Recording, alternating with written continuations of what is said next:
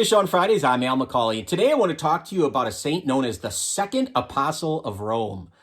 Now, the first apostle of Rome is, of course, St. Peter, who was killed and buried there, and we remember that as St. Peter's Basilica. So if you are the second apostle of Rome, you must be a big deal if you're in the same, rarefied air as St. Peter. I'm talking about a guy who lived in the 16th century. He was born in 1515. He's going to die in 1595, and I'm talking about St. Philip Neri. What a wonderful, just an incredible guy, full of life and energy, and what a probably no better example of somebody who lived out their faith joyfully than Philip Neri. We remember him every year on May 26th. That's his feast day. He was a brilliant man by most accounts. He had a head for business too. In fact, he was prepared. He was on a track to be involved in business, and he would have been probably very successful at it. But as a young man, he had a mystical experience, and it changed the focus and the direction of his life. He decided that he wanted to become a priest and devote himself to God. And so he studied and was ordained as a priest. But in his priesthood, he was known for two things, a lot of things, but two things in particular: his humility and his joy.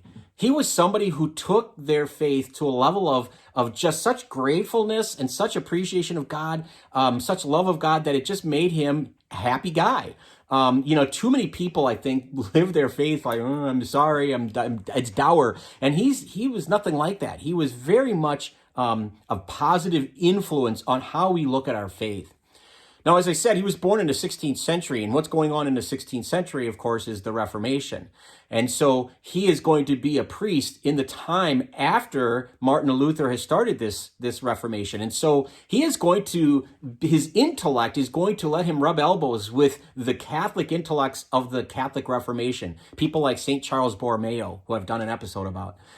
You can look that up if you want. St. Ignatius of Loyola, he could rub elbows with those people, but he also hobnobbed with the commoners. He had that touch. He was able to vacillate between these two groups of people very easily and with no problem at all, because he was a true, genuine guy. He wasn't putting on airs. He wasn't trying to be something he wasn't. He was just who he was, a humble, joyful priest.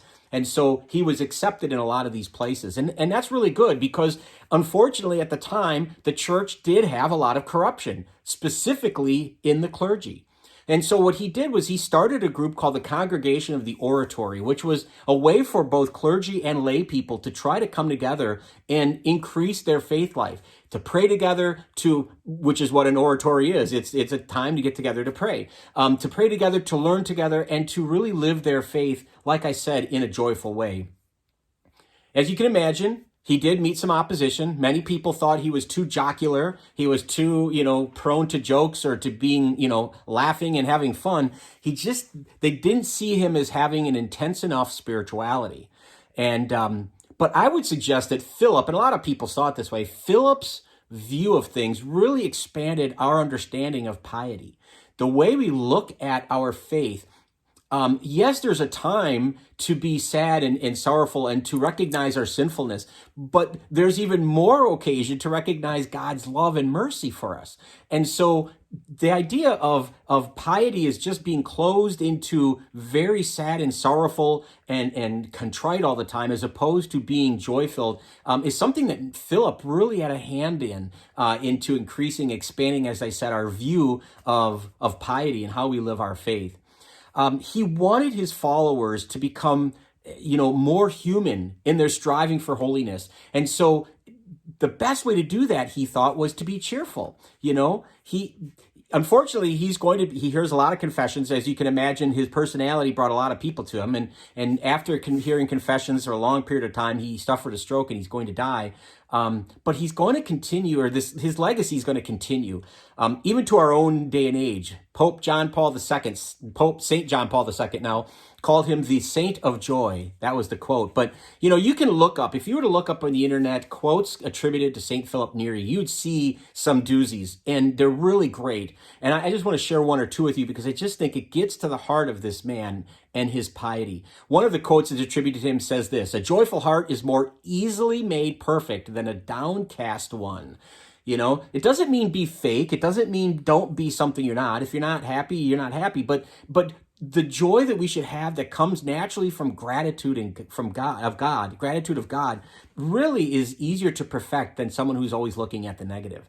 Here's another quote. I just love this. Cheerfulness strengthens the heart, and it makes us persevere in the good life. Therefore, the servant of God ought to always be in good spirits.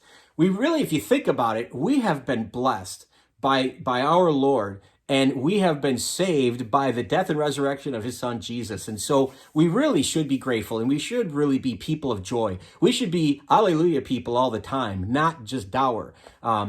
But anyway, St. Philip Neri, remarkable guy, so important, in fact, like I said, second apostle of Rome. If you go to St. Peter's Basilica in Rome, and I've been very fortunate to have gone there twice in my life, you see one of the niches in the main part of the church has his statue in there because, again, he was so well loved in Rome and still is today. So, St. Philip Neri, if you'd like to share this content with someone, that would be great. If you'd follow us on Facebook, we'd love that. Check out our YouTube channel. That would be great as well. But either way, please keep tuning in every Friday for Fish on Friday. Until next time, please be people of joy, be good to each other, and God bless.